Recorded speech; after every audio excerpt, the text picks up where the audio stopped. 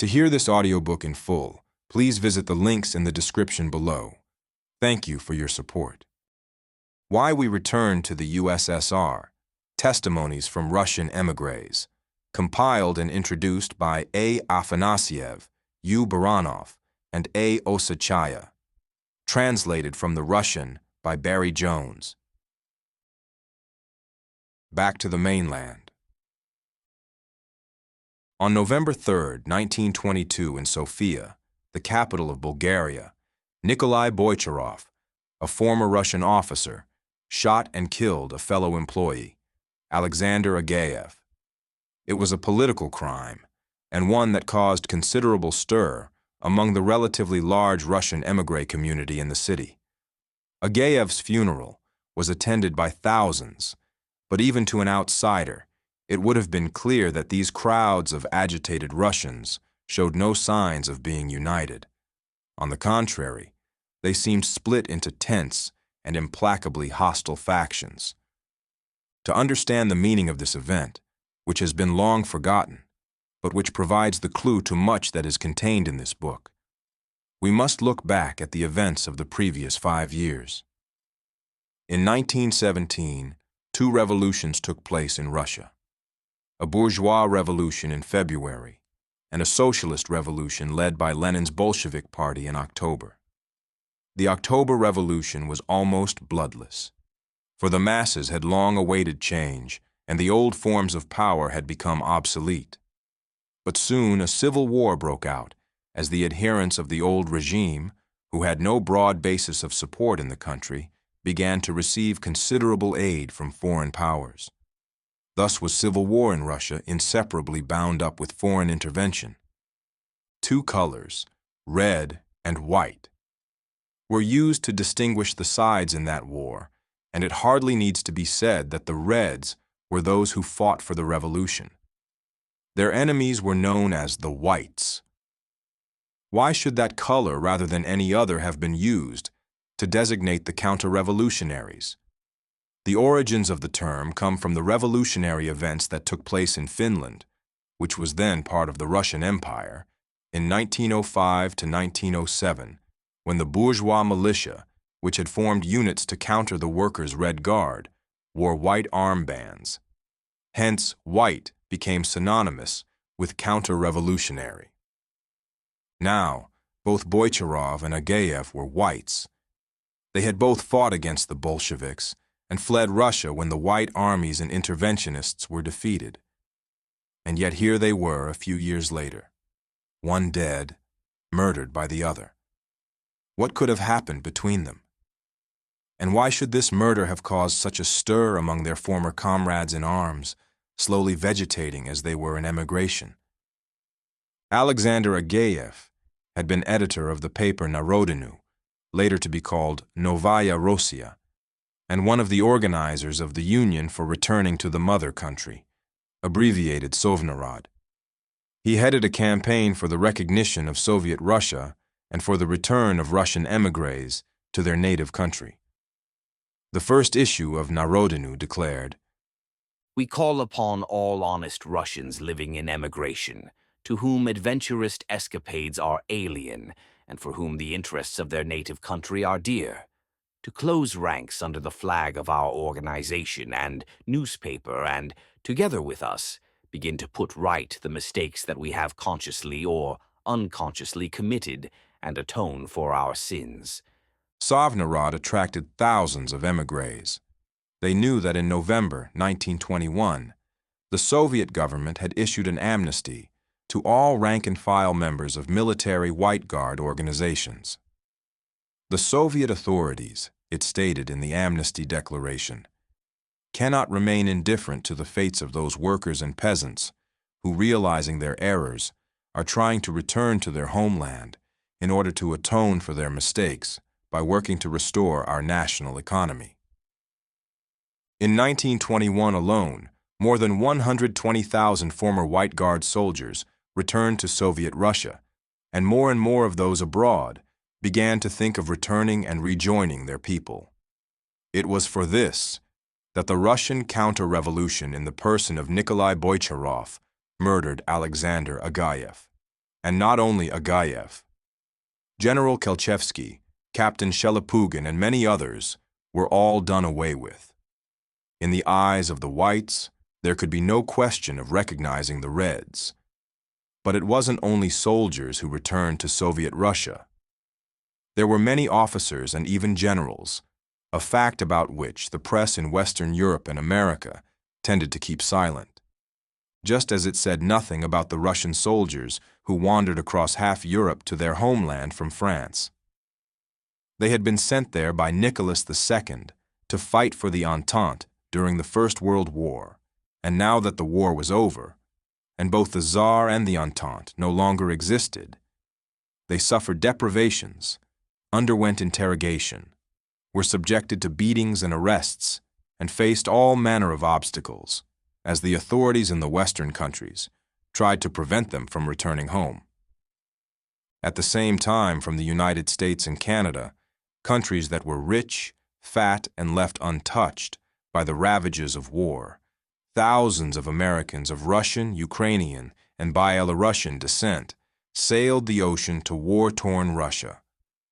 These were people who had emigrated abroad to save themselves from the want and lawlessness that had afflicted them in their own country.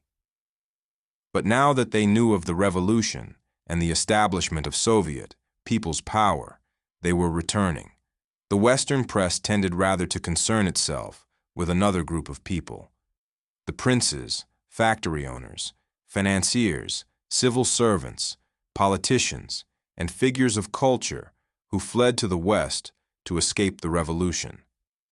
Some of these were indeed anti-Soviet and anti-revolutionary in attitude, but the majority were simply confused and had little understanding of what was going on. As a rule, they had had little interest in politics, but in a revolutionary situation or in time of civil war and foreign intervention, there could be no standing on the sides or maintaining neutrality. The country was rent by the ever-changing civil war fronts, and the centuries-old calm of far-flung sleepy villages was brutally shattered as the fires of war broke out in the most unexpected places. The economy was on the point of collapse, and many intellectuals were faced not merely with the loss of their creature comforts, but with the very real prospect of serious deprivation and famine. Obviously, their thoughts turned to flight, to finding shelter from the storm. And where else but abroad, especially since troops and arms were being sent by foreign powers to restore order in Russia and get things back to normal. Obviously, it sounded better to live and work in relative comfort abroad and sit out the Russian storm. Thus, the young and fashionable writer, Alexei Tolstoy, must have reasoned as he took his departure from his native land. Furthermore, he had been a count, and noble titles, and social estates had been abolished, and there were even rumors that the Bolsheviks would ban art and literature. Oh no. Count Alexei Tolstoy was off to the West. He couldn't know then that a few years later he would be back to write his finest works in what was to become the Soviet Union. He couldn't know then that it wouldn't be the Bolsheviks who would destroy his house, but the Nazis during the Second World War. It was at this time during the 1920s that the stereotyped image of the Russian émigré, the Russian who lived outside Russia, began to be formed in the West. Russian émigrés began to pop up in the pages of novels, in the theater, and on the new silent cinema screen. Mikhail Chekhov, a famous émigré actor, gave a brilliant performance in Paris of a Russian prince forced to work as a servant in a French bourgeois family. The final scene of the play was met with roars of laughter as the prince, dressed in his faded but carefully preserved gilt uniform, sets off to an émigré reception, carrying a dustbin so as to empty it at the local tip on the way. In this way, the average Westerner's ideas about Russian émigrés were formed. They were either princes that the Bolsheviks had ruined, generals that the Bolsheviks had defeated, or intellectuals that the Bolsheviks did not think much of. But this stereotyped popular image had nothing in common with reality. not just because the white armies that had retreated beyond the Russian borders, like any other army, had more soldiers than generals in them. The point at issue was really something quite different.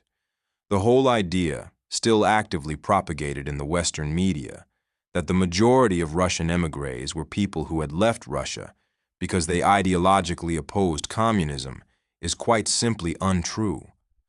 When one starts to consider the lives of those many Russians who were scattered by fate all over the world, it becomes clear that there was not just one, but many different reasons why these people were forced to leave their homeland and live abroad.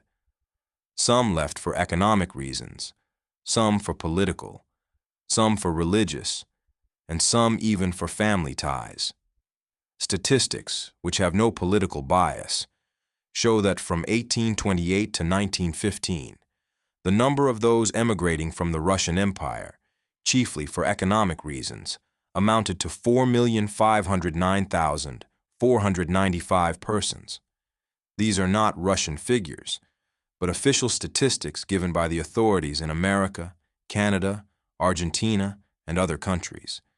These authorities might have made atrocious distortions in taking down the difficult names of those who disembarked from the ocean liners, but they could count heads. Though actually it was not heads which interested them so much as hands, for they were to be part of the labor force that the New World was in such need of for its rapid development. And how many ended up abroad after the October Revolution and the Civil War? Obviously here, there can be no precise figures, calculated down to the last person. But in 1921, Lenin made the following estimate.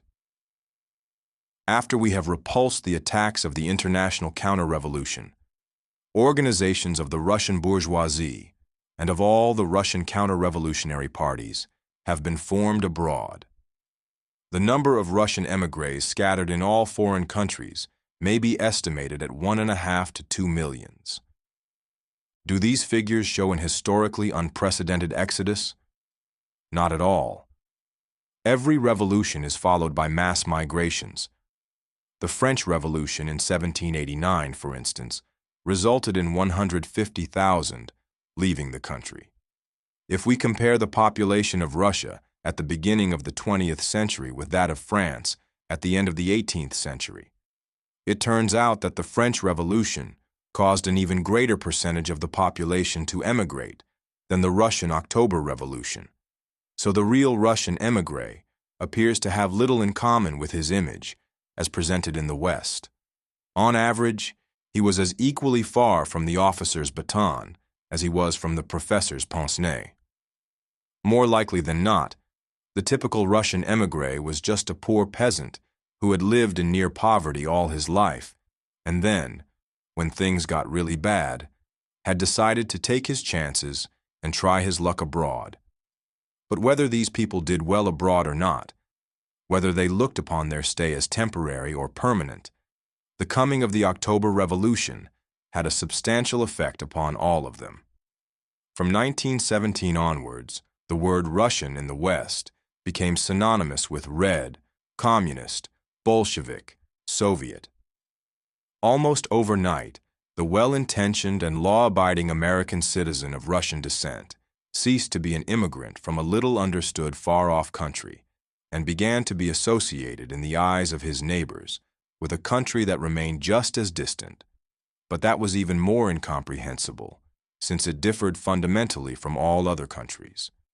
A country, furthermore, that issued a challenge to the old world order. And this was not just a matter of the Tsar being shot at Ekaterinburg. Plenty of kings had lost their heads in European revolutions before. No, this country had violated the fundamental principle of the old world. It had taken the land from the landowners, the factories from the capitalists, the banks from the bankers, and all without a penny in compensation. Furthermore, it had proclaimed that material wealth should go to those who create it. Thus, at a single stroke, the revolution had made the Russian, the Ukrainian, the Tatar, living in the United States or Canada, Argentina or China, different from all the other foreigners living there. The Swede in Australia or the German in Czechoslovakia were still looked upon as just immigrants. The man who came from Russia was something more sinister. This ideological atmosphere affected both the working immigrant population and those who simply for one reason or another lived outside Russia. They were all faced with the choice of forgetting their origins or not. Many tried to assimilate and merge with the native population of whatever country they found themselves in. The present work is not concerned with these, but a few words about them here would not be out of place. In various countries, we find Schmidts and Charpentiers, who either themselves or their parents had once been Kuznetsovs, from Kuznets meaning blacksmith, or Plotnikovs, from Plotnik meaning carpenter. Sometimes, quite by accident, one learns that such and such a person was of Russian descent. How many people, for instance, know that the great American jazz musician of the 20s and 30s, Milton Mesrau, who was known as the white man turned black, was in fact a Russian. He lived among the black musicians in New York at a time when this was completely unheard of for a white American. And what about such famous names as the French writers Elsa Triolet and Henri Troyat, or the film stars Marina Vladi, Jacques Tati, and Yul Brynner? They are all of Russian descent, but, as we pointed out, this book is not about them. After 1917, the immigrant from Russia was obliged to define his attitude to the new Russia, to Soviet Russia. Here there were three possibilities: indifference, hostility, or recognition. The press, fiction, the cinema, and even historical writers tended to devote their attention only to those immigrants who were anti-Soviet. Once again in the pages of novels and on the cinema screen, now in color and in sound, there appears the image of the dispossessed prince or his son, the vanquished general, or the renegade who had gone over to Hitler during the Second World War, and the misunderstood intellectual. The Western reader is guaranteed an abundance of such material. Even today, the mass media in the West still devotes considerable time to those few but widely proclaimed personages who, lured by the mirages of the consumer society, have left the USSR, and particularly to those who have left to join relatives abroad. Changing one's country of residence for various reasons has been a phenomenon known to all states in history. Russia has been no exception. All sorts of groups escaped to Tsarist Russia, like the Royalists fleeing the Great French Revolution, the Mennonites running from Germany, and Bulgarians, Serbs, and Greeks seeking sanctuary from the Turkish Empire. During the 30s, the Soviet Union offered refuge to many German anti-fascists, including prominent men of culture, Spanish Republicans, refugees from Nazi-occupied Poland, and, in more recent years, Democrats from Chile. The history of these events is, of course, very interesting and probably little known to the Western reader. But the aim of this book is rather more limited in its scope. It presents a collection of personal reminiscences by émigrés who went back to the USSR and is thus part of the as yet unwritten history of re-emigration to the USSR. Of course, all writers have their preferences, and we are no exception. Of all the various groups of people who re-emigrated, we find that the most interesting from a psychological point of view are those who left Russia because they did not understand the revolution and would not accept the Soviet government, but who later, after an agonizing reappraisal, returned as enemies no longer. This book is largely devoted to these people and their stories.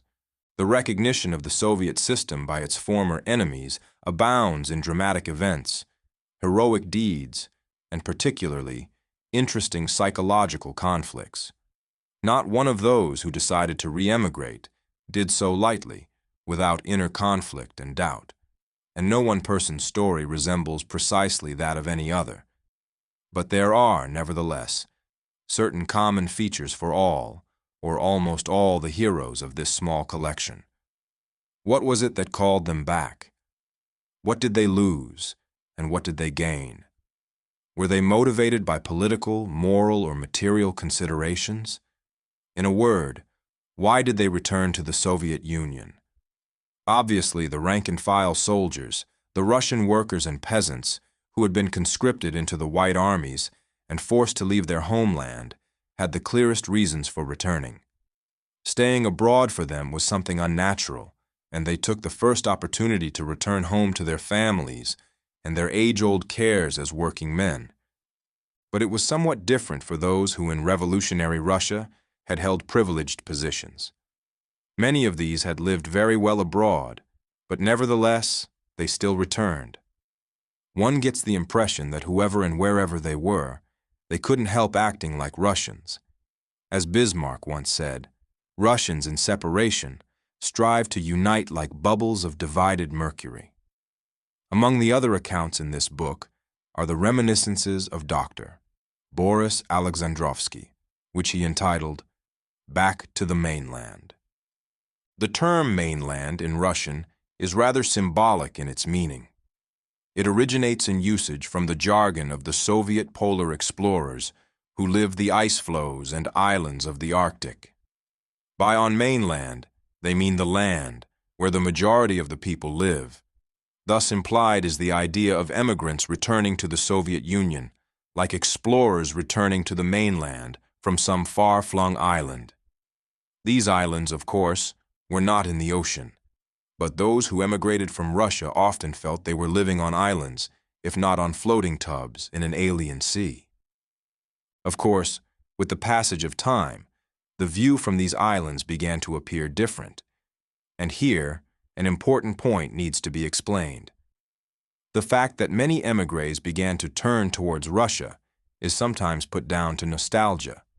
There may well, of course, have been those elderly Russians who were drawn to the doors of Soviet consulates the world over by nostalgia for Russia, for her birch groves and old churches, for the domes of the Kremlin cathedrals in Moscow, or for the elegant beauty of Leningrad, which they once knew as St. Petersburg.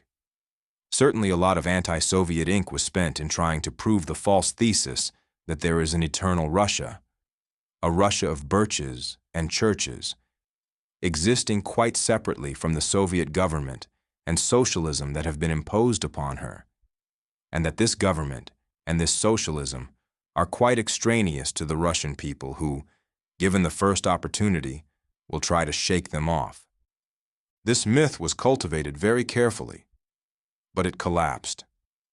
Many émigrés understood this during the Second World War, when the USSR took upon itself the main burden of the struggle against fascism and came out victorious. Then the sober-minded and honest men among them realized that it was only by becoming Soviet that Russia had acquired a true greatness, worthy of her hard and glorious history. In 1944, a document began to be passed round Russian émigré communities in France, published by a body calling itself the Russian Émigré Action Group. It was written by Vasily Maklakov, a prominent political figure in Tsarist Russia, and Russian ambassador in France under the provisional government. After the revolution, he became active in émigré circles holding a clearly expressed anti-Soviet line. This was the conclusion Maklakov reached in the above-mentioned document. After everything that has happened, Russian émigrés must recognize the Soviet government as the true government of Russia. But this was not all.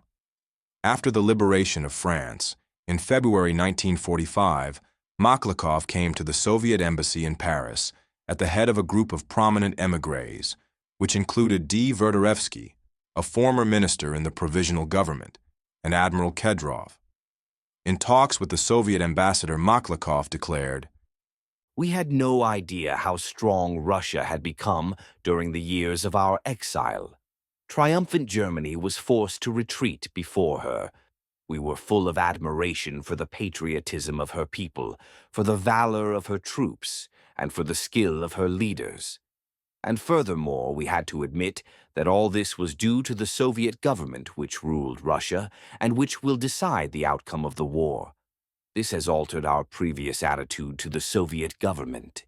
Admiral Kedrov, former vice-chairman of the anti-Soviet White Emigre Organization, the Russian Military Union, added the following. The Soviet Union has been victorious. Russia has been saved, and the whole world has been saved. The new state and the new army have shown themselves to be exceptionally staunch and strong, and it is with a sense of deep gratitude that I greet them and their leaders. This happened not only in France. In the United States, there was a genuine wave of sympathy for the USSR during the Second World War, and this was particularly apparent among Russian émigré circles, including those who had left after the October Revolution and the Civil War. For example, General Yakontov, former Deputy Minister of War in the Provisional Government, and Metropolitan Veniamin, who had been padre in one of the White Armies during the Civil War, both played an active part in organizing help for the Soviet Union and collecting donations to aid the Red Army. They both subsequently returned to the USSR, and their stories are contained in this book. This change in attitude among Russian émigrés towards the Soviet Union was historically inevitable. In the past, progressive Russian thinkers, as the whole of Russian classical literature shows, agonized over the contradictory nature of their country. On the one hand, there was a talented people, a great culture, the most remarkable achievements of the human mind. But, on the other, there was technological backwardness, economic dependence on foreign countries, and an archaic social system. The revolution resolved this contradiction and provided the basis for the country's renaissance. The Second World War was a terrible trial, but it proved irrefutably the correctness of the choice that had been made by the peoples of Russia in October 1917. This was understood by broad sections of the Russian émigré community, and many therefore decided to return home. The Soviet state understood these moods and, moved by considerations of humanity, declared that Soviet citizenship could be restored to those who had emigrated from the USSR or Russia and had previously lost it. Thousands besieged the Soviet consulates abroad, completed the necessary documents, and returned to the USSR. And they were not only Russians, Ukrainians, Latvians, Belarusians, and Lithuanians returned, but most noteworthy were the Armenians, who had been dispersed around the world after the terrible genocide waged upon them by Turkish reaction in the late 19th and early 20th centuries. More than 250,000 Armenians came to the USSR after the Second World War. All in all, the post-war re-emigration was extremely varied, and it would be quite impossible to point to a statistically average re-emigrant. Representatives of various émigré strata returned. There were those who had been part of the pre-revolutionary worker emigration, together with their children and grandchildren. There were the post-revolutionary émigrés, and there were those that had been driven abroad by the storms of the Second World War. There were intellectuals, workers, peasants, and artisans. There were those who believed in God and those who did not. There were those who were Russian Orthodox, there were Catholics, and there were Baptists. One account contained in this book deals with the Nekrasovtsi sect, which had lived abroad for more than 2 centuries. They all returned to a country the cornerstone of whose foreign policy is peace. A country whose whole domestic policy consists in raising the material and cultural standards of the people. A country whose face is turned ever toward the future and which boldly plans and decisively carries out grandiose transformations. A country in which real human rights are implemented, like the right to work, to rest, to education, and to security in old age. A country where the only privileged class are the children. A country which is unshakably confident that tomorrow will be better than today. A country of social and historical optimism. One of those who returned, as has already been mentioned, was General Viktor Alexandrovich Yakontov, former Deputy Minister of War in the Russian Provisional Government, and a man who had spent almost 60 years outside his native country, but who during that period had done much for that country and for friendship between the Soviet Union and the United States. On July 25th, 1976 at the Kremlin in Moscow, V.A. Yakontov was decorated with the Order of Friendship among the Peoples. Back in his homeland, Viktor Alexandrovich made many new friends. Alas, few of his old friends survived, for he himself had lived to a ripe old age. As authors of this book, we also had the honor of making his acquaintance, and saw in General Yakontov a symbol of all that was best, patriotic and honorable, in Russian emigration. Lastly, a few words about the way in which the material has been organized in the book. We have kept to the chronological principle, according to when each émigré returned and conditionally, without any claims to scientific exactitude, divided the history of re-emigration into 3 periods, from the October Revolution to the Second World War, from 1945 to 1955, and from 1955 onwards. Written by the compilers. Recognition is our only choice, 1917 to 1945. On April 14, 1922, Alexei Tolstoy, while still an émigré, published an open letter to N.V. Tchaikovsky, which he referred to as his Soviet passport.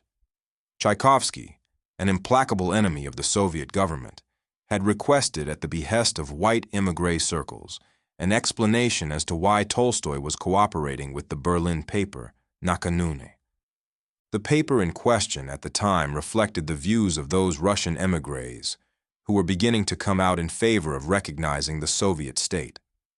A typical representative of such circles, V.N. Lvov, a former member of the provisional government and a high-ranking czarist official who declared in Paris that We take account of the fact that the Soviet government represents the national force of the Russian people. Our policy amounts to, first, recognizing realities for what they are, and secondly, to admitting that the Soviet system is powerful and thriving. these circles spoke of the need for reconciliation with the Soviet government and for cooperation with the Bolsheviks. Subsequently, Lvov was to return to Russia. Alexei Tolstoy's contributions to Nakanune were regarded by the white émigré leadership as clear evidence that he had gone over to the side of the Soviet government, and soon afterwards, he did indeed return to the USSR. Other prominent émigrés also began to return, including U. Kliuchnikov, one-time Minister of Foreign Affairs in Kolchak's government, U. Potekin, and a Bobrishchov Pushkin. On their return, they were all appointed to responsible posts in the state apparatus. When Count A.A. Ignatiev, former imperial military attaché in France, declared his recognition of the Soviet government, a considerable scandal ensued. Ignatiev was not strictly speaking an émigré, since he had been at his post in France at the time of the October Revolution. During the First World War, tens of millions of francs had been remitted to his personal account at a number of French banks by both the Tsarist and the provisional government for the purpose of buying armaments. The white émigré leaders had fully expected that Count Ignatiev, as scion of one of the most aristocratic houses in pre-revolutionary Russia, would use this money for the struggle against the Bolsheviks. In this, however, they seriously misjudged him, for Ignatiev was a loyal patriot, and despite all the intrigues and provocations concocted against him, he managed to retain the money for the benefit of his own country.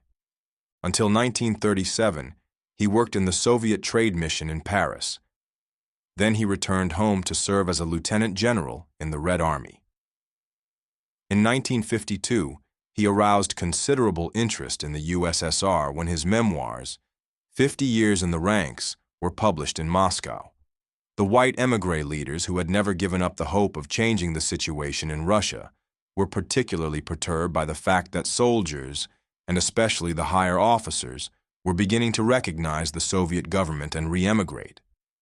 Many generals and colonels, who had fought on the side of the whites during the Civil War, men like General A. Sekretov, a former corps commander, and General U. Gravitsky, a former division commander, were admitting their former mistakes and joining that section of the Russian officer corps that immediately went over to the side of the revolution. This section had, in fact, been very large. Suffice it to say that during the Civil War, 250 former Tsarist generals held commands in the Red Army. Characteristically, information of this kind was considered strictly confidential among the white émigré leadership. General Wrangel ordered all officers and generals who declared their recognition of the Soviet government to be summarily dismissed and stripped of their ranks. General Kutepov actually ordered a certain Colonel Sheglov to be shot for wanting to return to Soviet Russia. Of course, there were other methods of intimidation employed, including the favorite lie that re-emigrants would be harshly treated on their return. But despite this misinformation that was widely spread by the white émigré and the Western press, the movement back to Soviet Russia continued unabated. The stories of some of those who re-emigrated during this period are contained in this section. Of course, it would be impossible to tell the stories of all of them, even just of the prominent ones, let alone of the ordinary people who, on the whole, took no part in the political games of the émigrés, and yet who constituted the vast majority of those 180,000-odd persons who returned to the USSR between 1921 and 1931. The threat of fascism that hung over the world did much to change the attitude of public opinion everywhere towards the USSR. Sober-minded people could not help seeing the Soviet Union as the main opponent of evil, war, and barbarism, and it gradually became realized that subversive activity against the USSR only served to weaken the forces of freedom and democracy throughout the world. Not the least affected by these political shifts were Russian émigré circles, including those that until recently had held unmitigated anti-Soviet positions.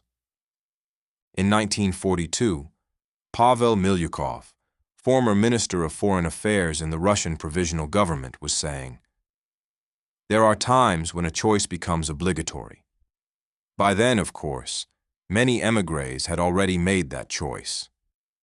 They had returned to the Soviet Union in the 20s and 30s and were engaged in making their contribution to the building of a new life for their country. Alexei Tolstoy, I Renounce Emigration.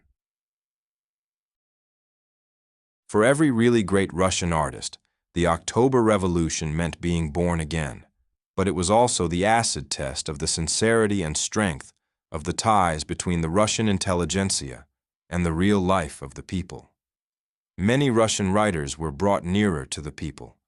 Gorky, Serafimovich, and Mayakovsky had been propagating socialist ideas even before the revolution, and these were soon joined by such prominent literary figures as Blok and Brusov. But several Russian writers did not accept the victory of the revolutionary proletariat and the Bolshevik Party. Though they sympathized with the cruel lot of the working people and spoke out for their emancipation, they did not understand the popular, democratic character of the new Soviet system. Among this group was Count Alexei Tolstoy, the famous Russian writer. Under the influence of the bourgeois literary milieu in Russia, he emigrated in autumn 1918. Abroad, his understanding matured, and he gradually came to realize that a writer divorced from his people and his native land is creatively impotent. The turning point for Tolstoy came in 1921. He began to work for the Berlin paper Nakanune, which was run by the Smena Vek people. Smena Vek, the change of landmarks, was a politically heterogeneous movement among Russian émigrés that supported recognition of the Soviet government. The right wing of the movement expected the restoration of capitalism in Russia and the degeneration of the new system. Tolstoy's cooperation on the newspaper gave rise to a wave of indignation among white émigré leaders. On the instructions of the Executive Bureau of the Committee for Aid to Émigré Writers, N.V. Tchaikovsky, one-time head of one of the puppet White Guard governments, sent a letter from Paris demanding an explanation from Alexei Tolstoy. He asked Tolstoy whether the latter's contribution to Nakanune was to be understood as open defection to the side of the self-appointed powers in Russia. In this situation, Tolstoy wrote a reply to Tchaikovsky, which he published in Nakanune on April 14, 1922, and which was reprinted in the Soviet newspaper Izvestia on April 25th. The text of the letter, here that follows, is from the 10th volume of the collected works of Tolstoy, published in 1961. An article entitled A Split Among the Emigres, which was published in the same issue of Izvestia, noted that The cry that was torn from the soul of one of the most prominent emigres is a sign of the times. The new Russia has won recognition not only in military battles and not only in diplomatic clashes, and it is now winning psychological victories among the most sensitive hearts and penetrating minds. the reasons why Tolstoy came to write the open letter to N.V. Tchaikovsky. He subsequently explained thus: Russian emigres and politicians are behaving like traitors and lackeys. They beg for money, are at each like others' throats, and sell out whatever possible. Russia has only her own forces to rely on, and Russia's strength today lies in the fact, and I don't think this is sufficiently realized in Russia herself, that Russia has been tempered in the fires of revolution. Russia is bursting with energy. This is something that can only be felt here in the West, where there have been no revolutionary upheavals, but where things are on the decline. This then, in broad outline, is the reason why I wrote my letter to Nakanune. I renounce emigration. In March 1922, Alexei Tolstoy ceased using his noble title in the signing of his letters. Of course, both the letter and the article entitled A Few Words Before Departure, which was published in Nakanune on July 27, 1923, and which we also include in this collection, reveal a number of features that were characteristic of Tolstoy's views at the time. He recognized the Bolsheviks, as inevitably he had to, but he still lacked any clear understanding of their social and political program. He shows a lack of understanding of the essence of class struggle, talking, for instance, of the general, communal guilt of the Russian people to their native country, even though it was absolutely obvious that pre-revolutionary Russia was on the brink of national catastrophe directly through the fault of the Tsar, the autocracy, the landowners, and the bourgeoisie. But the main thing was that Alexei Tolstoy decided for himself the main question, the question of recognizing the revolution. Throughout his 5 years' emigration, he gradually learned the true meaning of the October Revolution and its importance for the present and future of Russia. As he showed in his letter, it was life itself that made him turn his gaze to the new Soviet Russia. In 1923, Alexei Tolstoy returned to his native land, where he began actively to help building the new life that was begun in October 1917. In January 1982, the Soviet people celebrated the 100th anniversary of the birth of that outstanding patriot and writer. In an interview with Literaturnaya Gazeta to mark his 50th birthday on January 10, 1933, he declared, "As an artist, I owe everything to the October Revolution. In the 10 years before the Revolution, I had only written 4 volumes of prose. In the 15 years since, I have written 11 volumes of my most important works." Open letter to N.V. Tchaikovsky. Dear Nikolai Vasilievich, I am writing to you as chairman of the Committee for Aid to Writers, in answer to your request for an explanation of my contributing to Nakanune. Such an explanation I am perfectly willing to offer. In your letter, the question as to why I took this decision is almost tantamount to an accusation leveled against me, which I feel obliged to counter before attempting any kind of reply. The paper Nakanune, which you allege is known to be financed by the Bolsheviks, is in fact financed by a private individual who has absolutely no connection with the present government in Russia. Nakanune is a free paper, whose editors are comprised of a group of Smenovec people, and whose staff align broadly with the views of that organization.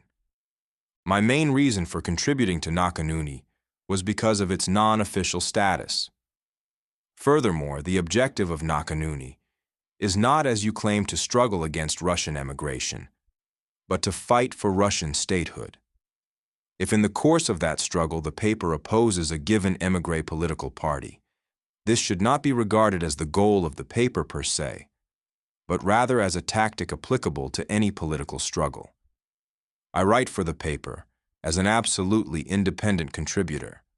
I conduct no political campaign, considering that a writer who abandons literary creation for politics acts unwisely and may even do harm both to himself and to the common cause.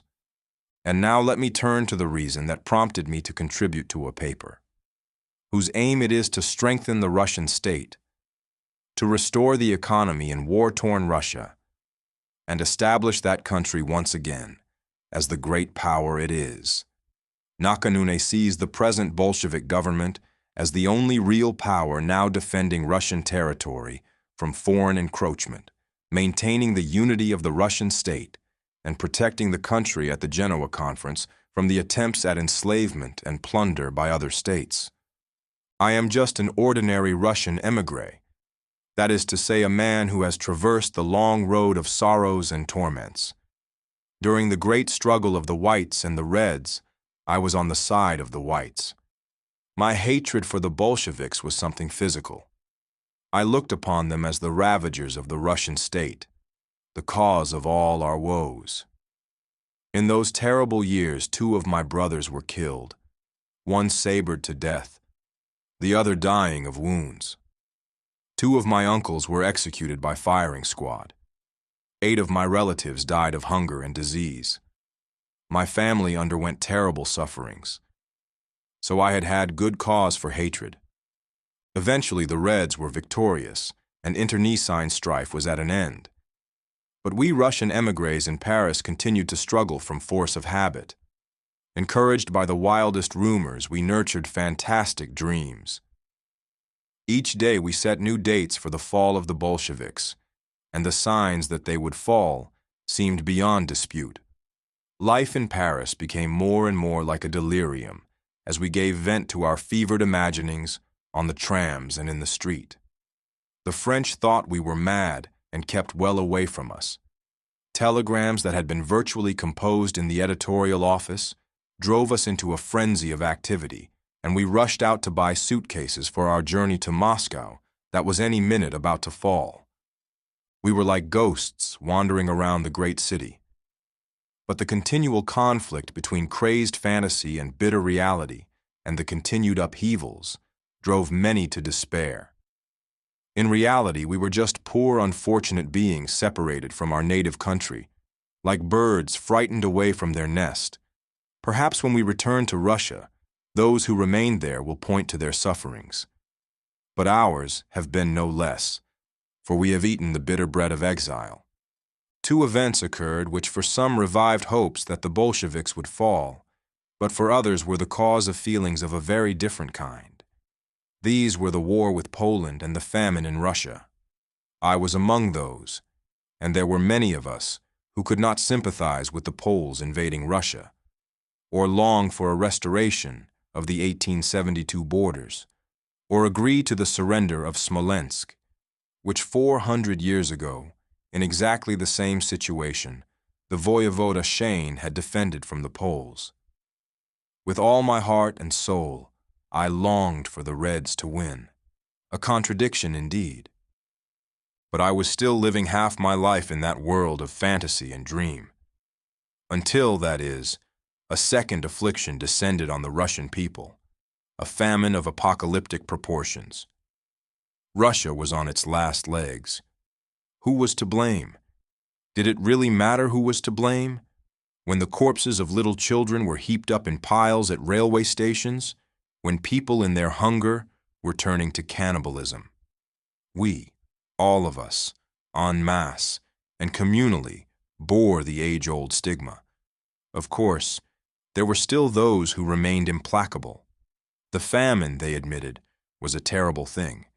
But with the bandits who had seized power in Russia, there could be no reconciliation. Not a piece of bread, they believed, should go to Russia, if that piece meant keeping the Bolsheviks in power for a minute longer. Fortunately, such people were few in number. Finally, a third and extremely important event was the change in the domestic, and ultimately, the foreign policy of the Bolshevik government, a policy which has now been established both by practice and by law.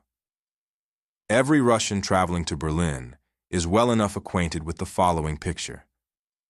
The idea of Russia as a ravaged wasteland, littered with graves and brooded over by Bolshevik bandits, gradually gives place to one that is closer to reality.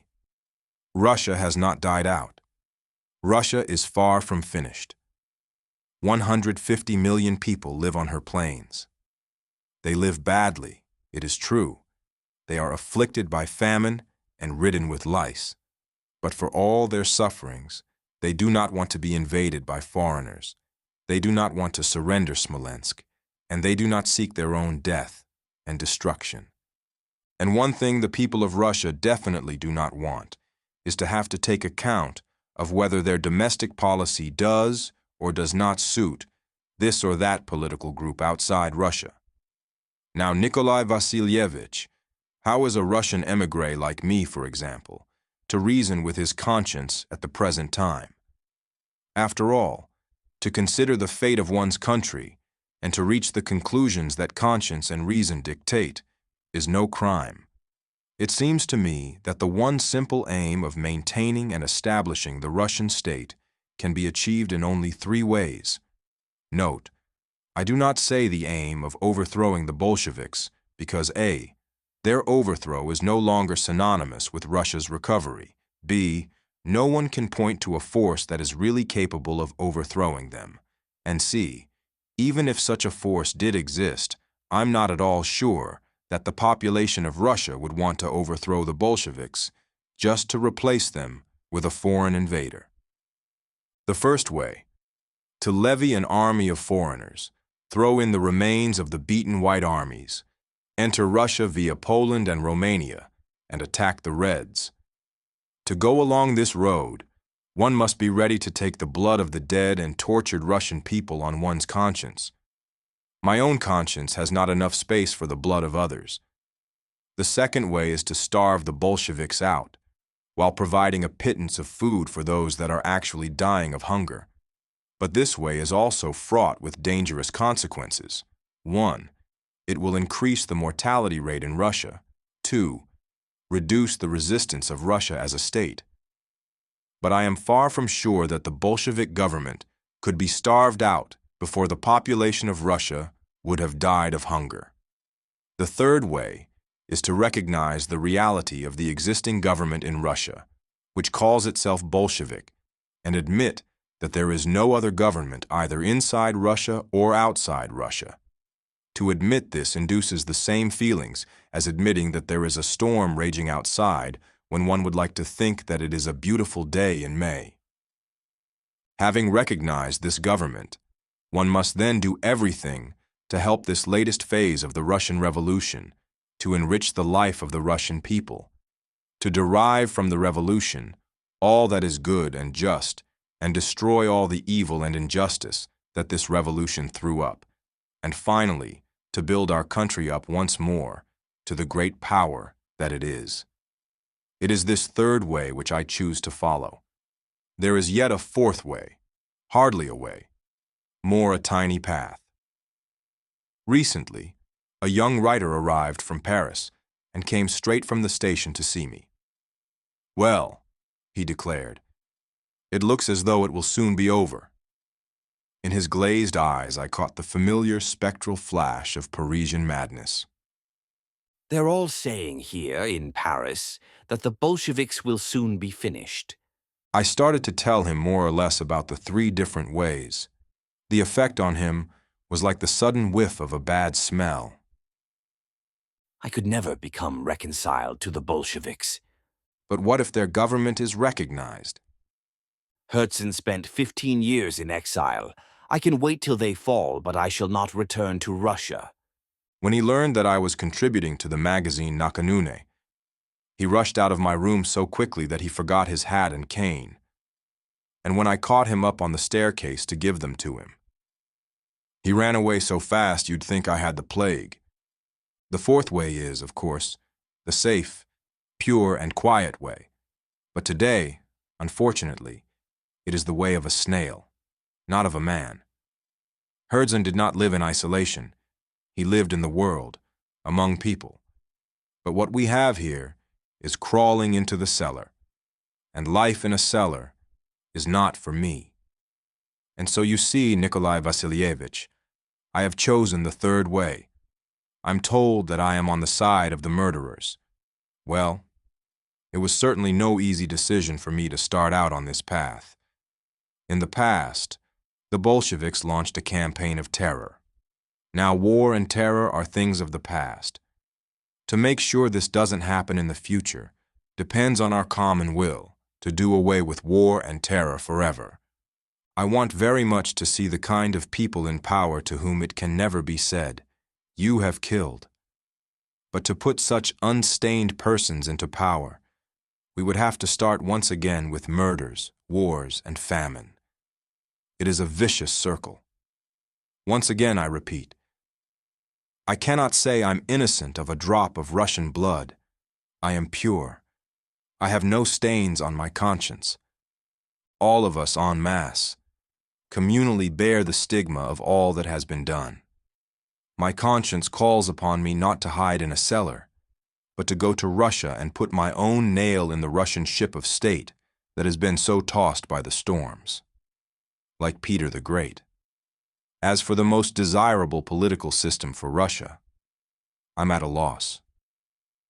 I know nothing of politics, whether my country needs a constituent assembly, or a king, or something else.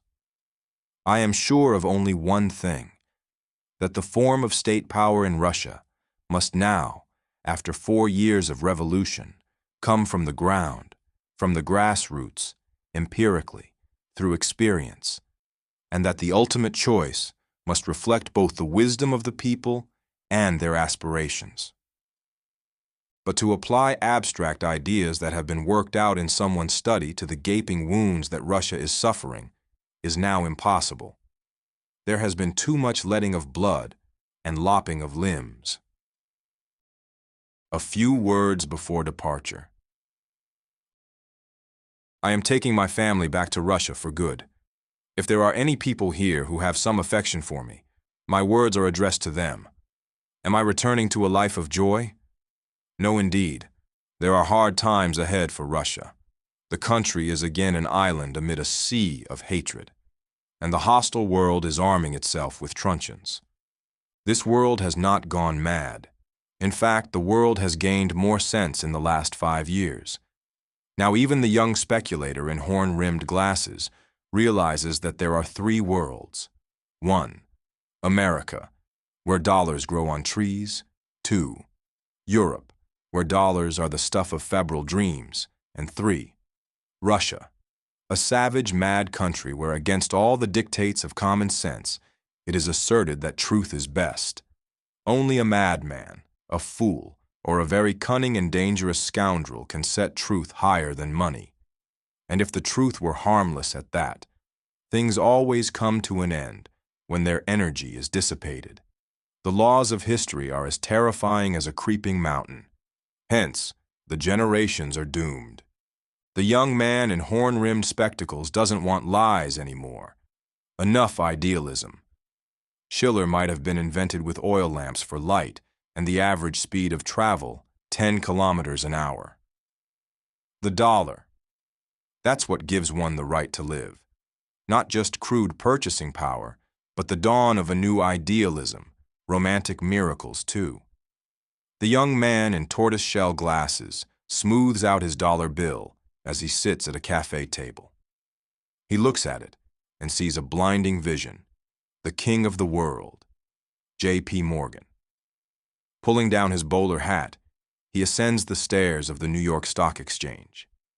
20,000 eyes stare at his long, death mask of a face. The cigar is in the left side of his mouth. Shares drop.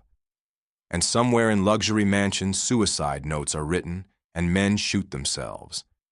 At the factories, workers are dismissed, while the wretched man in the street, who has saved up $1 for a rainy day, rushes to the bank in his confusion to change his money. Tomorrow, J.P. Morgan will again ascend the stairs of the stock exchange, his long face a death mask, his cigar in the right side of his mouth. Shares soar. Suicide notes are written in other luxury mansions, and men again shoot themselves. Food becomes scarce.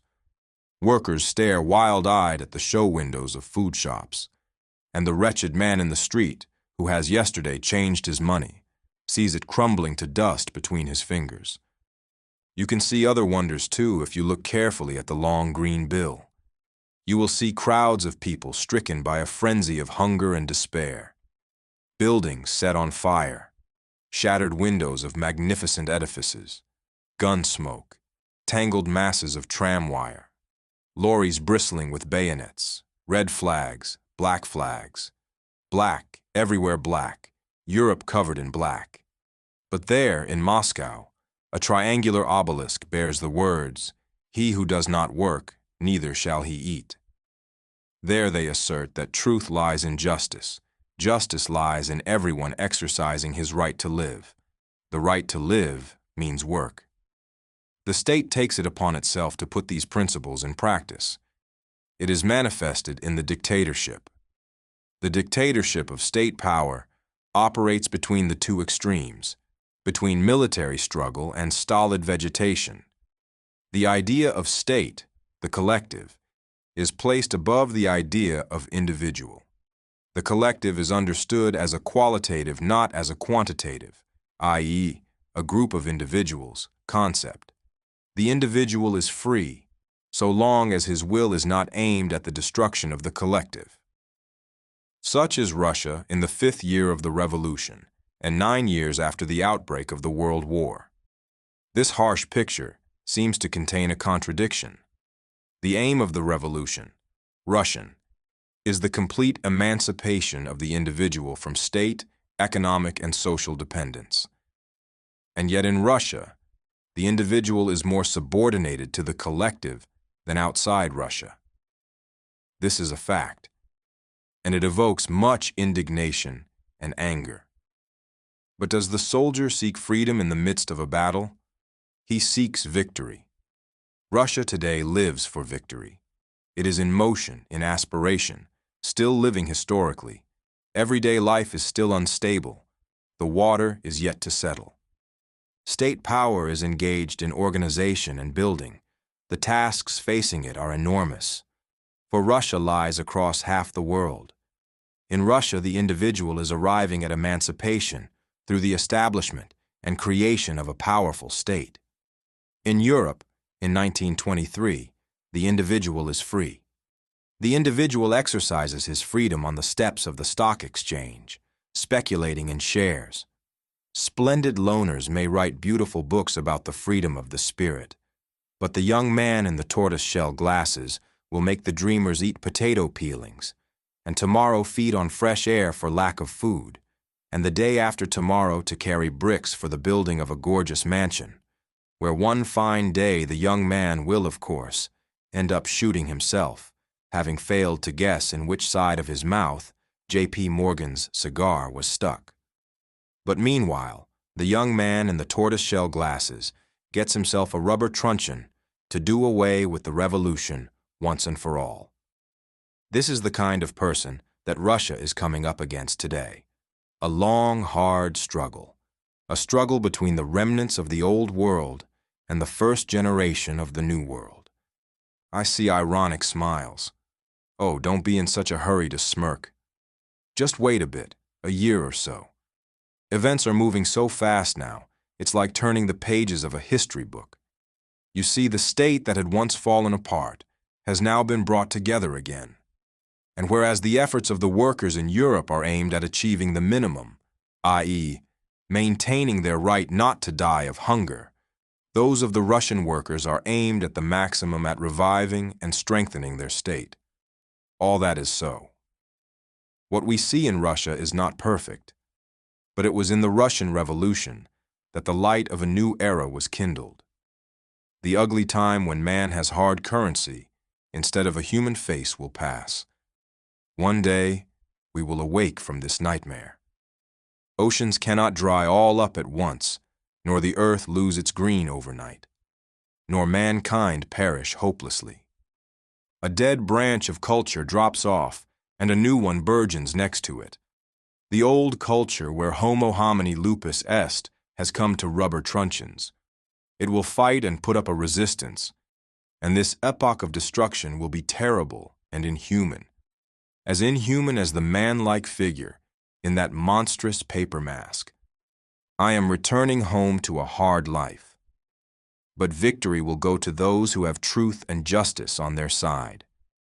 Victory will go to Russia and to the peoples and classes who go with her with faith in the dawn of a new life. And then, as we look from our houses, we will see the land with its fields of ripening corn amid a world of peace and tranquility. And the birds will sing of peace, happiness, and the blissful toil in a land that has survived evil times. I owe everything to the October Revolution.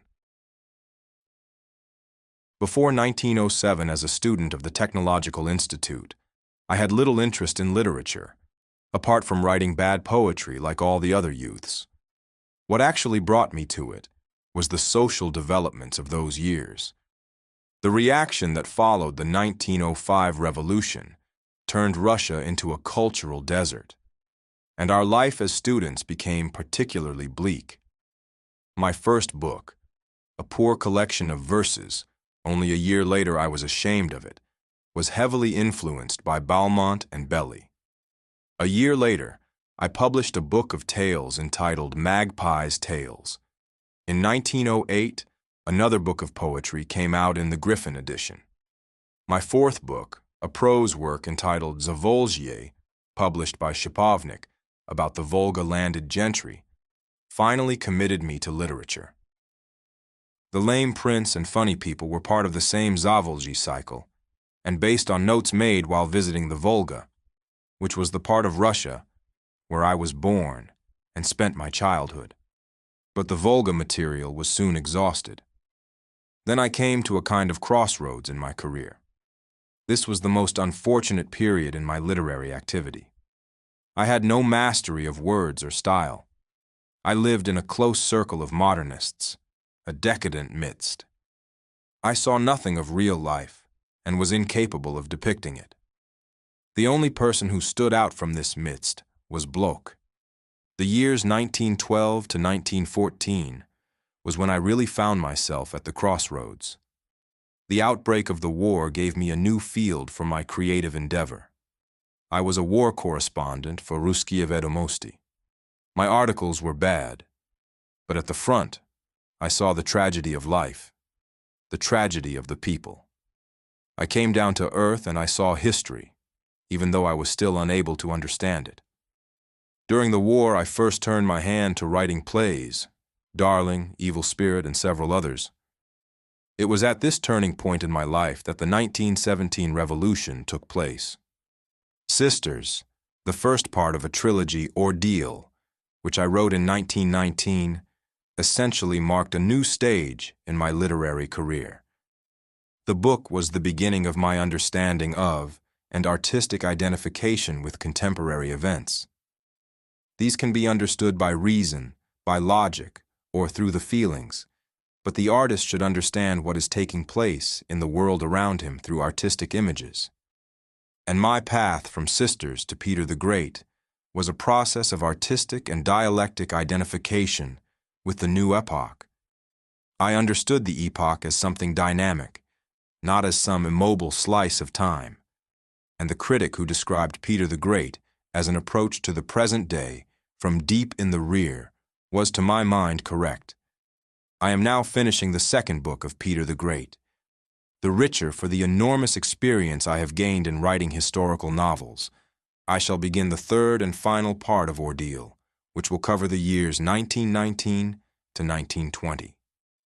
Had there been no revolution, the best I could have hoped for was the lot of a writer like Potapenko a gray, colorless life as a second-rate writer. Ignatiy Nikolaevich Potapenko, 1856 to 1929, was a Russian writer. His works, including the novels In Actual Service and No Hero, and several short stories and plays, were in line with the liberal Narodnik theory of small accomplishments. As an artist, I owe everything to the October Revolution. In the 10 years before the Revolution, I had only written 4 volumes of prose. In the 15 years since, I have written 11 volumes of my most important works.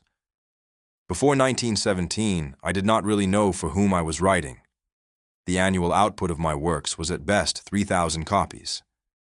Now I feel the reader as a person whom I need, who enriches me, and who also needs me. 25 years ago, I began to write as a pleasant occupation, as a way of passing the time.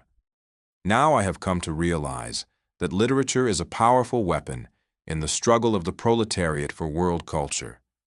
And as far as I can, I put all my efforts into this struggle. The realization of this is a powerful lever in my work. I remember that during the first 10 years of my literary career, I found it very difficult to work up a theme for a novel or a short story. Now I think how little time there is left and how little energy there is in one lifetime to cope with all the wonderful themes of our great epoch. On creative freedom. My generation sometimes has to revise some of the ideas that swaddled us in our cradles and bring them more into line with life as it is today. Carried away by the prospects, and they are becoming increasingly clear and realistic, of a new life, we sometimes turn round to look back at the scorched desert of humanism. Is this necessary? Obviously, for us, it is both natural and necessary. You, the younger generation, will merely leaf through the pages of recent history as if it were a reference book. It would seem strange, in the 18th year of our revolution, to begin talking about freedom. But apparently there are 2 freedoms, like 2 sisters, like day and night, like life and death. One lies ahead, honest and confident. The other haunts the scorched desert like a ghost among the crippled wooden crosses. Idealistic love for man ended in the Mephistophelian contradiction of this world cemetery. I turn to this other, that once nursed my muse from the Castalia. Is it you, sad sister, immaterial as a mirage? Once you awakened the poet in me, whispering, "To create is to feel freedom, the greatest gift for the chosen. Know thyself. Be a demiurge. Be a Prometheus." Insidious words, but I believed them then. Freedom had old, splendid recommendations of the convention. I believed that I could free myself as an individual from all the constraints imposed by a class society. I believed that, free as a bird released from its cage, my ego would reach out for absolute freedom. I believed that through knowledge of myself and through deep analysis of my ideals and feelings, I would find a revelation for my art. Here is a short quotation. Are you free in relation to your bourgeois publisher, Mr. Writer, in relation to your bourgeois public, which demands that you provide it with pornography in frames and paintings, and prostitution as a supplement to sacred scenic art? This absolute freedom is a bourgeois or an anarchist phrase, since, as a world outlook, anarchism is bourgeois philosophy turned inside out. One cannot live in society and be free from society.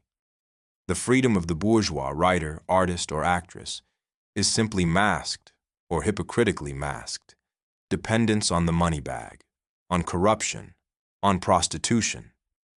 That is from Lenin. And the poet may have proudly cast his scorn at bourgeois society. He may have haughtily disdained its constraints, and he may have rejected outright any social system apart from anarchy.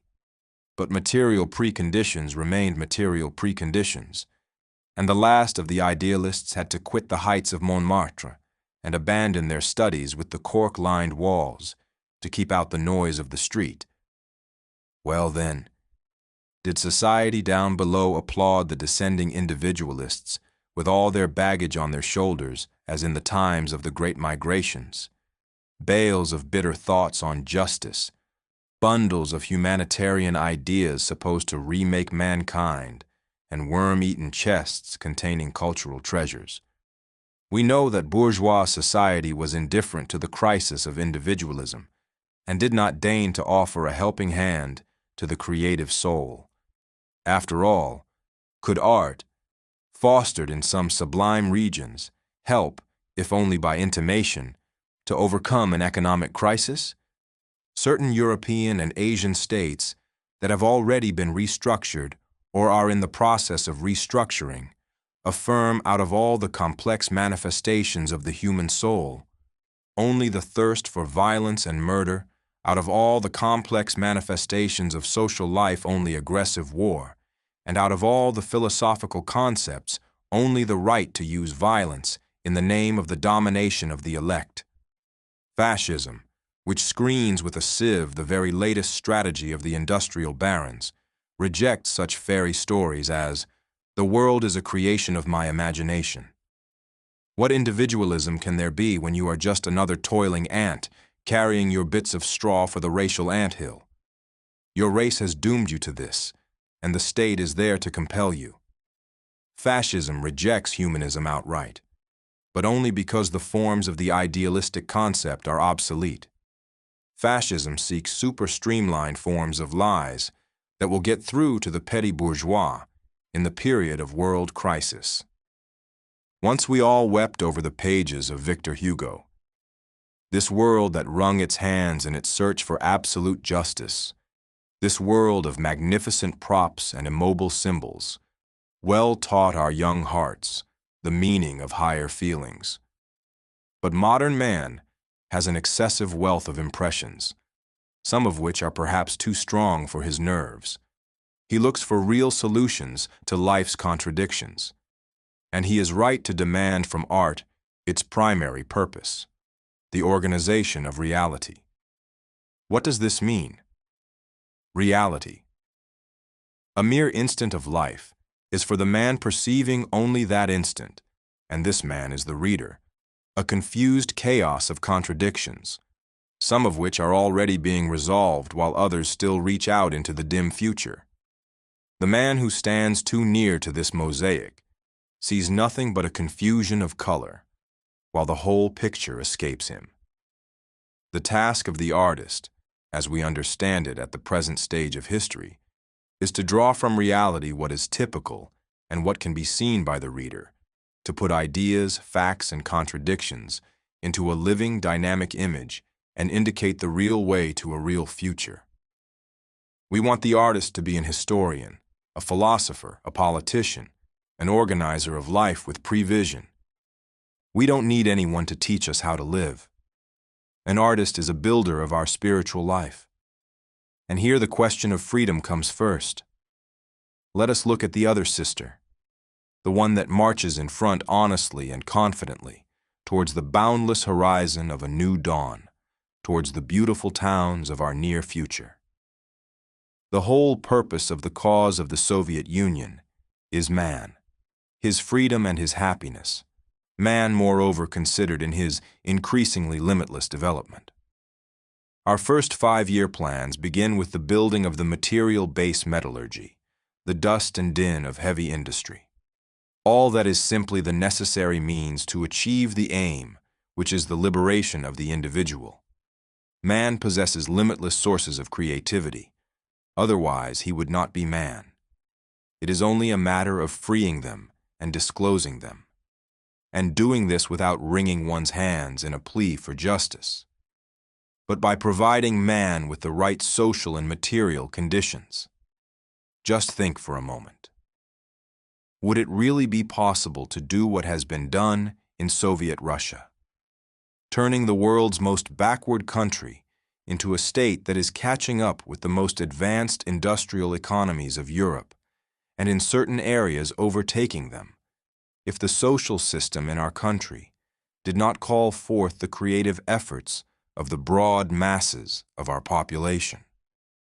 The Moscow Metro was built in 3 years because 70,000 young men and women, members of the Lenin Komsomol, left their books and their lectures to display heroic endurance and creative ability, digging out tunnels under the most difficult conditions. Now you can see these same girls, smartly dressed, with textbooks under their arms, hurrying to lectures. Their shoulders may be a little too developed through working with picks and running with wheelbarrows, but then the standards of beauty are also relative, and for me personally, the dreamy Aryan at her distaff is less captivating than the girl with a GTO badge looking boldly forward to her future in a free country, the outline of which is just beginning to take shape. GTO were the initials for the Ready for Labor and Defense movement. Soviet society is deeply concerned with the development of the individual, because it is the creative efforts of the individual that increase the material and spiritual resources of society and aid it in its forward movement. The individual is bound to society, but the bonds are not coercive or restrictive, offering security in exchange for a curtailed freedom. No one ordered the 70,000 Komsomol members to go and work in the tunnels. It was an act of recognized necessity, motivated by the relationship between the individual and society, in other words, an act of freedom. Individualism or imaginary alienation from society are just as ridiculous to our way of thinking as suicide. Our society will not offer a handful of figs to a new nil stylite, but it will come out in its millions to bring flowers to those who have performed insane deeds of personal heroism to save their comrades or to bring honor to their country. Soviet society requires no payment from the individual for the enjoyment of personal security, beyond the revelation of his own creative ability. The individual is bound to society by bonds of concern, friendship, and love. These bonds become harsh only when the individual himself gets hold of the unfortunate idea of absolute freedom. But obviously, there are few willing to hunt the specter of such a woeful maiden. In the fascist states, they are trying to discipline the man who is as wolf to man by inoculating him with conditional reflexes to this or that color of hair. This man who has to fight for his crust of bread has become an anachronism in the Soviet Union. He has been replaced by the man who is building his own country. And here I would like to mention a rather curious conclusion. It appears that ultimately the fear of death is also conditional for man, and also dependent on social relations. The fear of death is particularly strong in the man who looks upon the world as a creation of his own imagination. The world will die when he does. The sun will go out and the galaxy crumble into dust at his last breath. This kind of individualist, the man who is as wolf to man, faces unimaginable terrors before that mysterious door to the blackness beyond, whither the ticking of the clock implacably leads him. I assure you, future generations will be astonished to read about those who could live in such fear of death as did the great yet pitiable Maupassant. For the new man, the fear of death is driven out by his heightened feeling for creative life. The bond with society, which is biologically immortal in its forward movement, gives consciousness the fine edge of optimism, and the idea of an implacable door disappears. This is how we understand the freedom of the individual, the builder of a classless society. Heroism becomes a natural expression of the individual's heightened feeling for life, while creation, his daily activity. This is what we are striving for, and this is what we shall achieve. Then what about the higher values, like literature, I will be asked.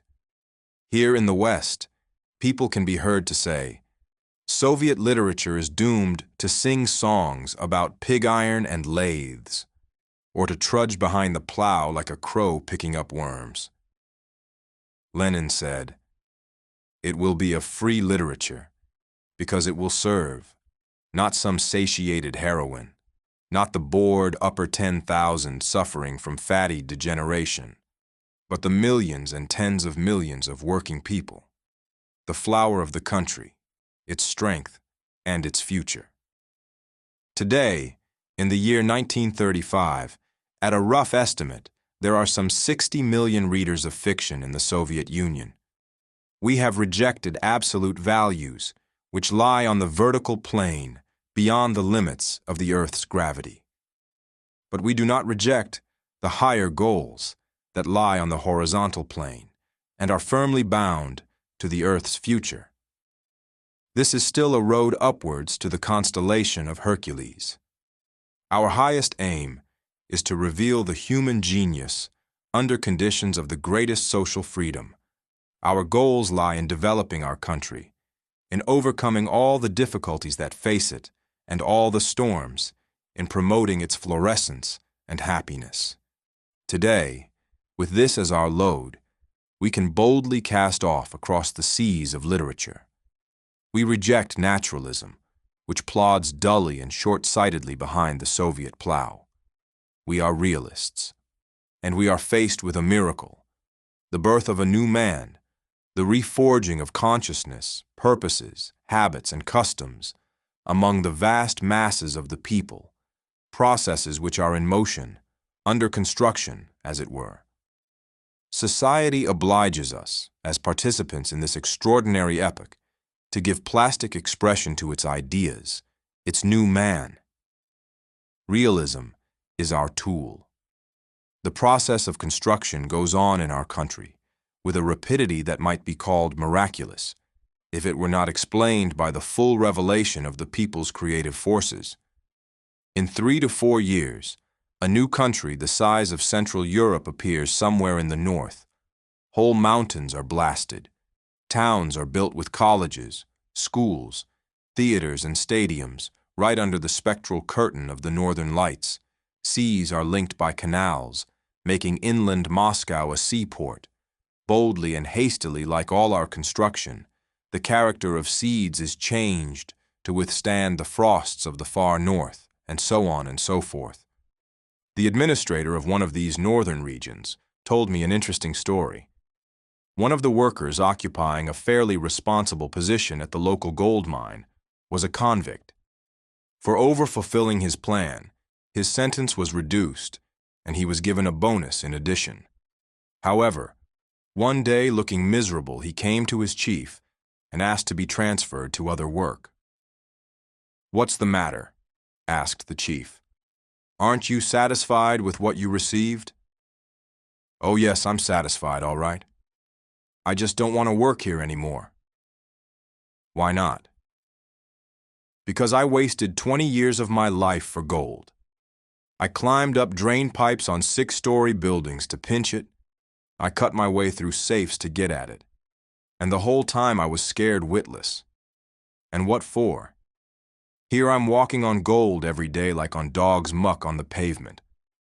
Why did I throw away 20 years of my life? It's enough to drive you balmy. Give me a transfer, I'll do anything else." Pure romanticism. And everything that I've mentioned is romanticism. If romanticism means the heightened and exceptional condition of a life inspired by high ideals, if the feeling of the limitless growth of the individual in Soviet society is a feeling of freedom, and if that which binds this individual to society is love for his native land, then the creative feeling of the Soviet artist and his style we can call inspiration, or romanticism, or ultimately, socialist realism. End of audiobook part 1.